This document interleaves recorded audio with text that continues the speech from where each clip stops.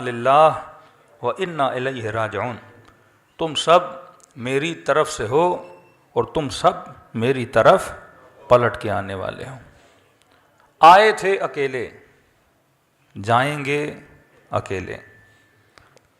آئے تھے اس کی سبب کی وجہ سے، جائیں گے جب وہ بلاوا دے گا تب انسان یہاں سے چلا جائے گا۔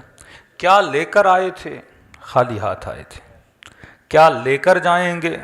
خالی ہاتھ جائیں گے۔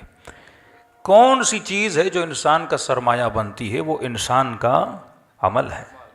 اس کی دلیل یہ ہے کہ جب کوئی انسان دنیا سے جاتا ہے، آپ اس کے گھر جاتے ہو، اس مرحوم کے گھر، اس کے بیٹوں کے پاس، رشتہ داروں کے پاس، آپ کیا لے کر جاتے ہو؟ شاید کوئی پھول کا گلدستہ لے کر جائے، لیکن وہ مرحوم کو فائدہ نہیں دے گا۔ جو بھی بندہ مرحوم کے گھر جاتا ہے، نہ کھانا لے کر جاتا ہے، نہ کوئی دنیاوی چیز لے کر جاتا ہے۔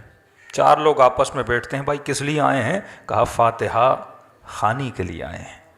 مطلب مرنے کے بعد بھی اگر مجھے کوئی چیز فائدہ دے رہی ہے، وہ ایک چھوٹا سا سورہ فاتحہ ہے، ایک سورہ فاتحہ۔ جس بھی مرحوم کے گھر جاتے ہیں کیا پڑھتے ہیں؟ سورہ فاتحہ۔ کیا کرواتے ہیں؟ قرآن خوانی۔ اب انسان یہ سوچے کہ پوری زندگی جس فاتحہ سے میں دور رہا، پوری زندگی جس قرآن سے یہ بندہ دور رہا، اور مرنے کے بعد بھی جو لوگ میرے گھر آ رہے ہیں وہ کیا پڑھ رہے ہیں؟ قرآن پڑھ رہے ہیں۔ تب امیر المومنین فرماتے ہیں کہ وہ شیعہ ہو ہی نہیں سکتا جو کم از کم دن میں 40 آیتیں قرآن کی نہ پڑھے۔ قرآن کی دوری خدا کی دوری ہے، قرآن سے غفلت خدا سے غفلت ہے۔ کہ بندہ خدا تو آنکھوں سے خدا کو دیکھ تو نہیں سکتا، ہاتھوں سے خدا کو لمس تو نہیں کر سکتا، کوئی ایسا وجود نہیں ہے کہ جیسے تو دیکھ کر یہ کہے کہ میں اللہ کو محسوس کر رہا ہوں۔ تو اگر خدا کو کہیں سے محسوس کیا جاتا ہے، وہ خدا کے کلام سے خدا کو محسوس کیا جاتا ہے۔ تبھی فرمائے اگر اللہ سے ہم کلام ہونا چاہتے ہو تو کلام خداوندی کو پڑھا کرو۔ لیکن سب سے بڑی مسٹیک جو انسان کرتا ہے وہ انسان کی معرفت کا نہ ہونا ہے۔ یہی جملہ کہ انا للہ و انا الیہ راجعون، تم سب اللہ کی طرف سے ہو اور تم سب اللہ کی طرف پلٹ کے جاؤ گے۔ دنیا کی معرفت تو ہمیں بہت ہے کہ کوئی پوچھے کہ کراچی کے علاقے کتنے ہیں، سڑکیں کون سی ہیں، کون سے علاقے ہیں جہاں غریب رہتے ہیں، کون سے علاقے جہاں امیر رہتے ہیں، ہم سب کو پتہ ہے۔ لیکن اس عالم میں جہاں ہم سب نے جانا ہے، اس کی ہمیں کتنی معرفت ہے کہ عالم برزخ میں کیا ہونا ہے، محشر کے مقامات کون سے ہیں، مرنے کے بعد کی زندگی انسان کی کیسے گزرے گی، اصلاً مرنے کے بعد ہم اپنے والدین سے مل پائیں گے کہ نہیں۔ کئی مومنین کہتے ہیں مولانا کیا مرنے کے بعد اہل بیت سے ملاقات ہوگی کہ نہیں، اور اگر ہوگی تو کیا جب جب میں چاہوں تب ہوگی، جب جب دل کرے تب تب امیر المومنین کی زیارت ہوگی، رسول خدا کی زیارت ہوگی، کیسے ہوگا؟ تو امیر المومنین اور میرے چھٹے امام جعفر صادق علیہ الصلوۃ والسلام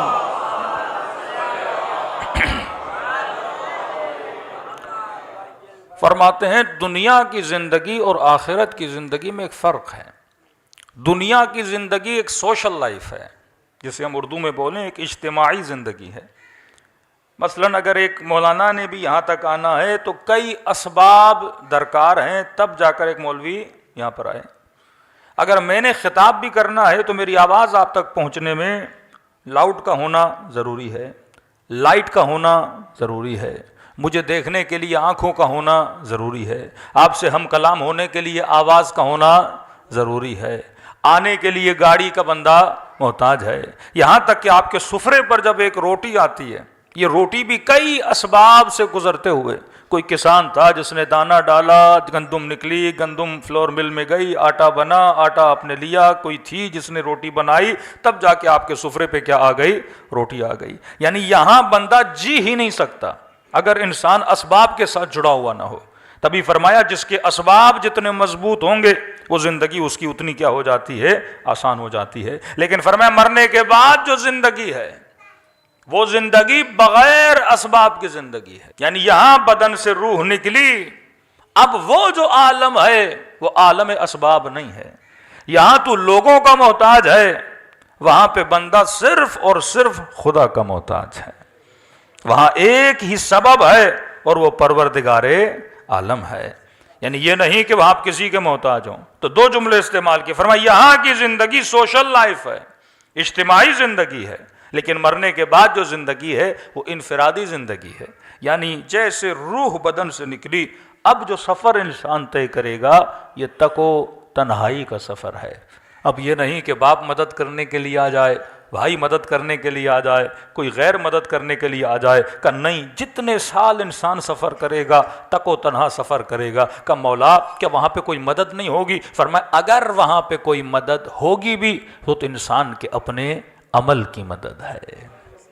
لمحہ لمحہ جو تو نے گزارا ہے، اگر وہ لمحہ ذکر خدا میں گزرا ہے وہاں پہ نعمت بن کر آئے گا. اگر غفلت میں گزرا ہے، دعائے 15 امام زین العابدین فرماتے آئے خدا میں پناہ مانگتا ہوں ہر اس لذت سے جس لذت میں تیرا ذکر نہ ہو. کہ بندہ لذتیں حاصل کرتا جائے لیکن خدا کا ذکر نہ ہو. کھانا اللہ کی لذت ہے لیکن بسم اللہ پڑھ کے بندہ یہ لذت حاصل نہ کرے تو یہ لذت عبادت نہیں ہے، یہ لذت انسان کے لیے غفلت بن جاتی ہے. تو فرمایا وہاں پہ اگر کوئی چیز تمہارے کام آئے گی وہ کیا ہے؟ انسان کا اپنا عمل ہے. اب اسی لیے معصوم فرماتے ہیں ہر مرنے والا جب مرتا ہے، اب یہ نہیں کہ کوئی اسے دیکھتا نہیں ہے، جتنے بھی اس کے مرحومین ہیں اس کی روح کو آتا ہوا دیکھتے ہیں اور آپس میں بولتے ہیں ارے جائیں اس کو ریسیو کریں، ارے جائیں اس سے باتیں کریں. لیکن یہ مرحومین اس کو بولیں گے ابھی اس سے بات کرنے کی ضرورت نہیں ہے، کیونکہ یہ سکرات کے لمحوں سے گزر کے آیا ہے اور سکرات انسان کے وجود پہ ایسا شوق ڈال دیتا ہے کہ انسان بات کرنے کی صلاحیت نہیں رکھتا. کیسے چند لمحے چھوڑ دو، اسے چند گھڑیاں چھوڑ دو تاکہ اسے سمجھ آ جائے کہ میں دنیا سے نکل کر عالم آخرت میں آ گیا ہوں. پھر فرماتے ہیں کئی لمحوں کے گزرنے کے بعد جب یہ مرحوم تھوڑا ریلیکس ہو جاتا ہے اب اس سے ملنے آتے ہیں اور اس سے ایک سوال کرتے ہیں کہ تو جہاں سے آیا ہے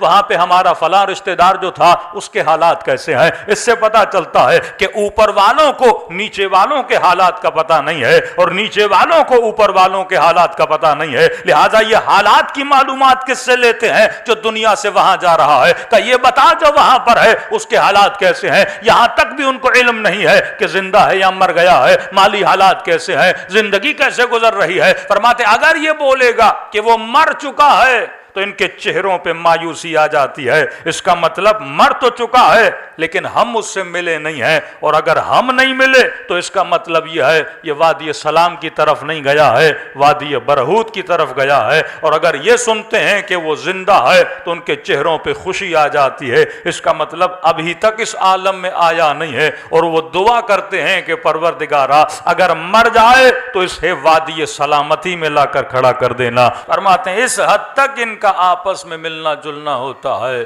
کہ امیر المؤمنین وہاں پہ ملاقات کا سلسلہ کیسے ہوگا. فرمایا انفرادی زندگی ہے، وہاں طبقات ہیں. جو بہترین عمل کا مالک ہے وہ اوپر کے درجے پر ہوگا، جو کم ترین عمل کا مالک ہے وہ نچلے حصے میں ہوگا. اب کہا کہ دنیا میں آزادی ہے، مثلا یہاں پہ جو غریب علاقوں میں رہتے ہیں وہ شاید کسی گاڑی پہ چڑھ کے امیروں کے علاقوں کا دورہ کر لیں. ہاں، کوئی پاکستانی ویزا لگا کے کسی امیر ملک کا وزٹ کر لے. لیکن کہا کہ وہاں پہ یہ اجازت نہیں ہے. جو نچلے درجے میں ہے اسے اجازت نہیں کہ وہ اوپر والے درجے میں جائے. مثلا ہم جیسا گنہگار ہوگا اسے یہ اجازت نہیں کہ وہ سلمان کے گھر کا دورہ کر لے. اسے یہ اجازت نہیں کہ وہ انبیاء کے گھروں تک جائے. جو نیچے ہے اسے اوپر جانے کی اجازت نہیں ہے. لیکن فرمایا جو اوپر والے درجوں میں ہے ان کی مرضی ہے، وہ جب چاہیں نیچے والوں سے جا کے ملاقات کر سکتے ہیں. کہ اس کا ریزن کیا ہے؟ کہ کیونکہ جنت مقام سکون ہے. جنت مقام سکون ہے. خدا وہاں پہ کسی کو بے سکون ہونے نہیں دیتا. اب نیچرل ہے جس بندے کے مقامات چھوٹے ہیں اگر وہ اوپر جائے گا ان کی نعمتوں کو دیکھے گا تو اس کے اندر کیا پیدا ہوگا؟ یأس اور حسرت پیدا ہو جائے گی، غمگین ہو جائے گا کہ یہ مقام میرے پاس کیوں نہیں ہے. لیکن اوپر والا جب نیچے آئے گا وہ اور اللہ کا شکر ادا کرے گا کہ خدا نے مجھے کیا عطا کی ہیں، نعمتیں عطا کی ہیں. تو فرمایا وہاں پہ اگر کوئی امیر المومنین سے ملنا چاہتا ہے اس میں مرضی میری نہیں ہے، مرضی علی کی ہے. جب وہ چاہیں گے ملنے آئیں گے، رسول جب چاہیں گے ملنے آئیں گے، سلمان جب چاہیں گے ملنے آئیں گے، شہداء جب چاہیں گے تو ملنے آئیں گے، ہمیں اجازت نہیں ہے۔ تبھی فرمایا یہ دنیا ہے، یہاں پہ اپنا مقام اتنا بلند کر کہ جب وہاں چلا جائے یہ مرضی تیرے ہاتھ میں رکھی جائے، تو جب چاہے علی کا دیدار کرنے چلا جائے۔ دوسرا سوال کیا کہ مولا کیا جس طرح یہاں پہ آپ لوگ آپس میں گیدر ہو گئے، جمع ہو گئے، کہ کوئی جمع ہی نہیں ہوتا کہ زندگی واقعاً تک و تنہا ہے؟ فرمایا نہیں، ہفتے میں ایک دن اللہ نے رکھا ہے جس میں مومنین کو اللہ کیا کرتا ہے؟ جمع کرتا ہے۔ کہاں پہ جمع کرتا ہے؟ فرمایا وادی السلام میں جمع کرتا ہے۔ یہ لفظ آپ نے بہت سنا ہوگا، وادی السلام اور وادی برہوت۔ اب یہ وادی السلام ہے کہاں جہاں پہ مومنین کو جمع کیا جائے؟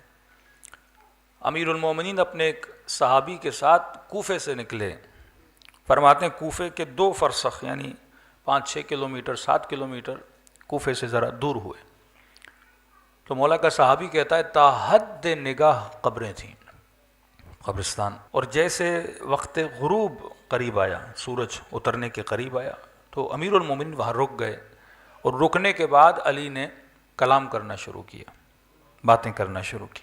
اب کہتا ہے میری سمجھ میں نہیں آ رہے باتیں کس سے کر رہے ہیں، کیونکہ سامنے مجھے کوئی نظر نہیں آ رہا۔ اب میں نے کہا شاید مولا مردوں کو سلام کر رہے ہیں، السلام علیکم یا اہل لا الہ الا اللہ۔ یہ جملہ بڑا عجیب ہے کہ اے اہل لا الہ الا اللہ، ہم پر تمہارا سلام ہو۔ مطلب مرنے کے بعد ہر بندہ اہل لا الہ الا اللہ بن جائے گا، ہر بندہ معرفت خدا کو حاصل کر لے گا، ہر بندہ مقام پروردگار عالم کو جان جائے گا، کیونکہ موت معرفت کا ایک وہ پہلو ہے کہ جیسے بدن سے روح نکلتی ہے تو معرفت کا ایک ہلکی سی جھلک انسان میں آتی ہے، پروردگار عالم کی قرب خدا انسان کو ملتا ہے۔ تو کہتے ہیں امیر المومنین نے باتیں کرنا شروع کی، لیکن یہ کلام اتنا طولانی ہوا کہ گھنٹوں گزر گئے۔ کہتے ہیں میں تھک کے زمین پہ بیٹھ گیا، بالآخر میری ہمت جواب دے گئی، میں نے کہا امیر المومنین میں بیٹھ کے تھک گیا ہوں اور آپ ابھی تک کھڑے ہیں اور کلام کر رہے ہیں۔ امیر المومنین فرماتے ہیں اے میرے پیارے صحابی، اگر تمہاری آنکھوں سے اللہ پردے ہٹا دے تو حلقاً حلقہ تم یہاں پہ لوگوں کے گروہ دیکھو جو عالم برزخ سے وادی السلام میں آئے ہیں اپنے امیر المومنین سے ہم کلام ہونے کے لیے۔ ہر شب جمعہ ارواح کہاں آتی ہیں؟